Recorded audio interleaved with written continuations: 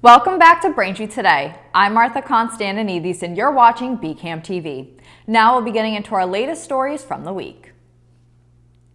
President Joe Biden's student loan forgiveness plan is now facing multiple legal challenges, which leaves borrowers wondering what will happen next. Over the past 2 months, student loan forgiveness has been the target of 2 high-profile lawsuits. As a result of these lawsuits, the Department of Education is no longer accepting applications for forgiveness, and the program has been paused until the courts make a decision. In response to the Biden administration extended the student loan payment pause yet again.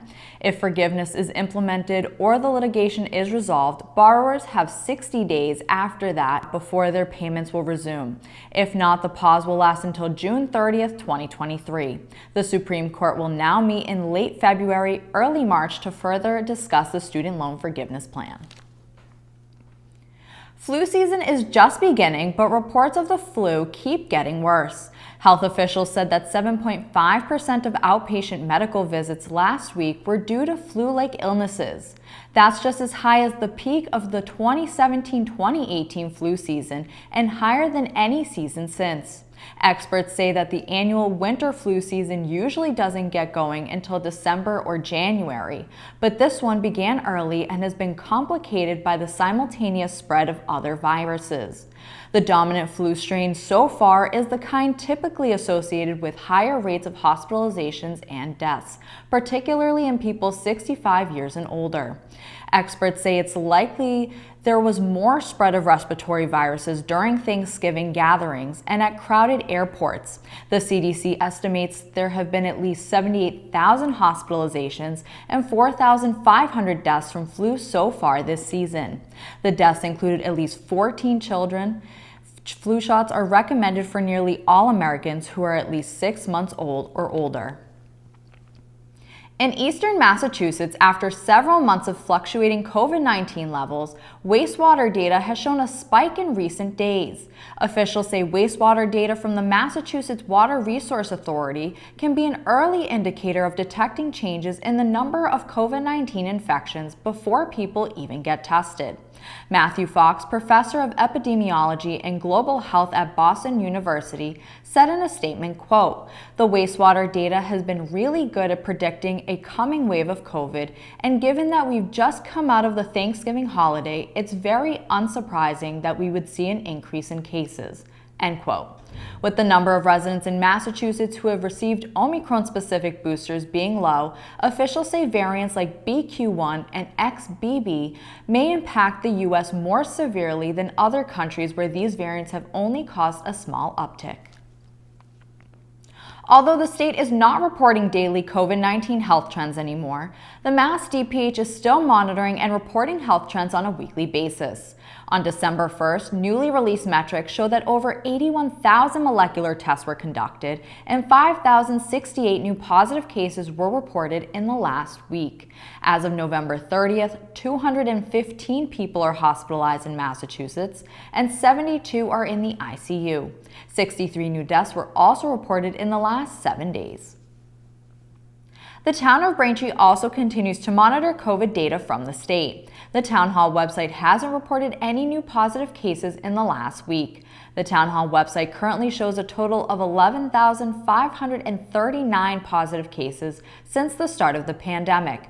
There have been no new fatalities reported in 7 months, keeping Braintree's total deaths at 137. Thanks for watching Braintree Today. We'll be right back with more after the break. Stopping smoking, vaping, or using other tobacco or nicotine products takes time and courage. Calling 1-800-QUIT-NOW is a great first step. Get connected to a trained Quit coach by phone or online. They'll share ways to curb cravings, handle life's big and small stresses, and tackle relapses with you. No lectures, no judgments. Reaching out and getting support can double your chances of quitting. So, take the first step. Call 1-800-QUIT-NOW or enroll online at mass.gov/quitting.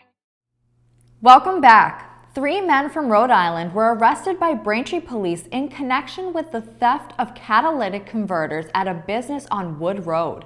The police department received a call around 11 p.m. the day after Halloween. The alarm company said several people could be seen on camera in the business's fenced-in yard, which police surrounded. Officers found 6 catalytic converters in a pile next to the fence. Massachusetts State Police and Quincy Police were called to help with searching for the men as they all went running from the scene. 3 men were eventually arrested. Damage to the trucks was estimated to be more than $12,000, and the suspects were charged with trespassing, larceny over $1,200, 3 counts of malicious damage to a motor vehicle, and possession of a burglarous tool. The Braintree Board of Appeals approved zoning changes for a proposed Chick-fil-A restaurant at the site of the vacant Motel 6, which is located at the intersection of Union and Ivory Streets. Torrington Properties, the company seeking ownership over the property, is looking for variances from the appeal board because the canopies over the restaurant's double drive-through lanes would not meet setback requirements for the lot. In the filing with the board, the developer said the plan would either eliminate and/or improve all existing nonconformities, since the proposed buildings are smaller than the motel and restaurant. The company plans to tear down the motel, which has been closed for more than 5 years, and the former Bickford's restaurant, which shut down more than a decade ago. About a dozen residents attended Monday night's board meeting, some voicing worries that the restaurant would worsen traffic problems in the area. Now the development needs approval from the Planning Board and the Conservation Commission. A blood drive to benefit Boston Children's Hospital will be held from 9 a.m. to 3 p.m. on Saturday, December 10th at La Macchia Realty. There will also be donuts given to those who donate. For more information or to sign up, you can email nvermillion@lamacchiarealty.com or visit bostonchildrens.org/halfpints and use the sponsor code LMCCR. The March Crispin Center announced upcoming holiday events coming up this December, such as the holiday food basket programs available for Braintree residents. The Christmas distribution will be held on the 19th, 20th, and 21st of December. The March Crispin Center will also be holding a few fundraisers coming up this month, including a dine-in fundraiser on December 7th at Jake and Joe's restaurant, where 20% of proceeds will go to the center.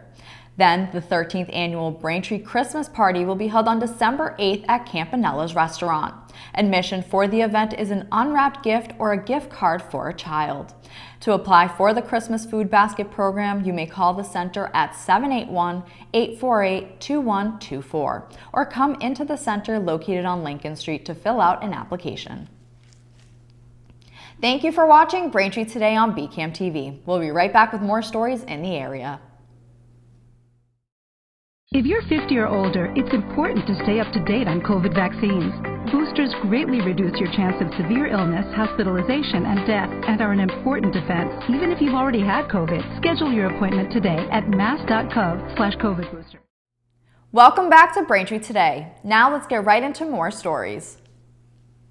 Last week, Governor Charlie Baker signed a wide-ranging $3.76 billion relief package that will provide funding for local police departments, nonprofits, and food pantries. South Shore towns will get about $1.5 million to provide energy assistance, support ongoing transportation needs, and invest in the state's small businesses, healthcare system, affordable housing, and efforts to fight climate change. In addition to statewide investments, Senator Patrick O'Connor helped secure $1.5 million in direct funding for the South Shore. The money includes $500,000 for road and infrastructure improvements, $175,000 for food pantries, and $175,000 for senior centers across the South Shore. It also includes $100,000 for police departments for mental health support for first responders who respond to critical incidents that can have a lasting impact. The second annual Earthshot Prize, an international awards ceremony seeking out to honor and support innovation and sustainability, was held in Boston this year. The 2022 Earthshot Prize Awards took place on Friday, December 2nd at the newly built MGM Music Hall in Boston.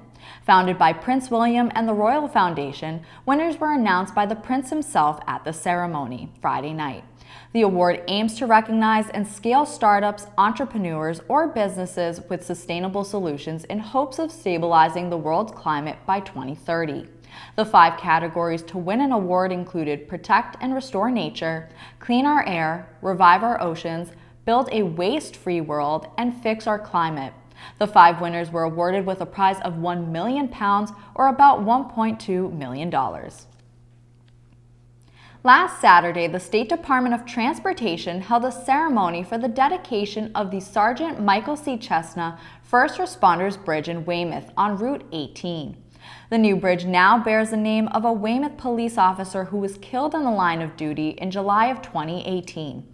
Chestnut's family, along with Governor Charlie Baker and Lieutenant Governor Karen Polito, were among those who attended the bridge dedication ceremony. Chestnut's mother said, quote, "The kindness is overwhelming. We have had love and support for the last 4.5 years on this arduous journey, and without it, I don't think any of us would be at the point where we're at today," end quote. A GoFundMe campaign has raised over $13,000 to help the family of Kevin Bradley with funeral costs and other expenses. The 65-year-old was working outside the Derby Street shops in Hingham when an SUV sped through the parking lot and into the glass of the Apple store. Fundraiser organizer Corey Robino said it would cost $7,000 just to return Bradley's body to New Jersey and urged people to keep sharing the link. Now the donations have reached over $14,000. To learn more about Kevin and his life and to donate to the family, you can visit gofundme.org/help the family of victim of Apple Store crash. Norfolk County Sheriff Patrick McDermott announced last Thursday that the Norfolk County Sheriff's Office is bringing back the popular Holiday Happenings celebration. The Holiday Happenings celebration is a family-friendly event for all ages and is completely free of charge. Attendees can enjoy holiday music, fun crafts, snacks, carolers, and much more. Santa will also be in attendance for anyone wishing to take a photo and share with him their holiday gift wishes. This year, the Holiday Happenings celebration will take place at the Braintree Public Safety Complex, located at 2015 Washington Street in Braintree, on Friday, December 9th from 4 p.m. to 7 p.m. and again on Sunday, December 11th from 3 p.m. to 6 p.m. Thanks for watching Braintree Today. We'll be right back with more in entertainment. I'm Bill O'Donnell, Register of Deeds for Norfolk County. The holidays are a time of joy, but for some, a time of stress. We see firsthand at the Registry of Deeds the struggles of people when it comes to mortgage foreclosures. A number of families in the county struggle to put food on the table. Realizing that 1 out of every 9 Massachusetts households is considered food insecure, the Registry of Deeds continues to hold its annual holiday food drive to benefit struggling families here in Norfolk County. We are asking for your help in collecting non-perishable donations such as canned meats, soups, vegetables, breakfast cereals, pasta, spaghetti sauces, along with household paper goods. To make a difference this holiday season, all you have to do is drop off a donation to the Registry of Deeds lobby, located at 649 High Street in Dedham, between the hours of 8 a.m. and 4:30 p.m., Monday through Friday. If you cannot get to the Registry of Deeds, please check our website at www.norfolkdeeds.org for a food pantry location in your community. Donations are needed throughout the year. Working together, we can truly make a difference. Thank you. Welcome back to Braintree Today. This week in entertainment, here are some holiday movie recommendations to watch this week. First in entertainment, we have Noelle, starring Anna Kendrick as Noelle, Santa Claus's daughter who must take over the family business with her brother when her father retires. Her brother Nick has inherited the role as Santa, but when Nick is having difficulties trying to complete his training in order to become the next Santa, he gets cold feet and disappears. Now Noelle has to maintain the Christmas spirit and find her brother Nick in order to save Christmas. You can watch Noelle on Disney+.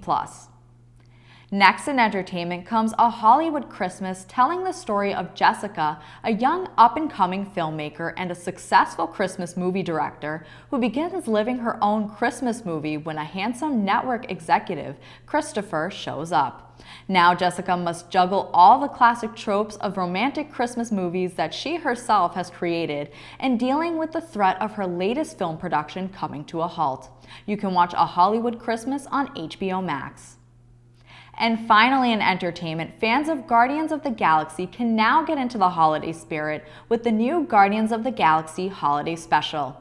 The gang's back together again with Star-Lord, Drax, Rocket, Mantis, and Groot engaging in some spirited shenanigans. The Guardians are on a mission to make Christmas unforgettable for Quill and head to Earth in search of the perfect present. You can watch Guardians of the Galaxy Holiday Special on Disney+. That'll do it for news today. I'm Martha Konstandinidis, and thank you for watching Braintree today on BCAM TV. Stay safe, and we'll see you next time.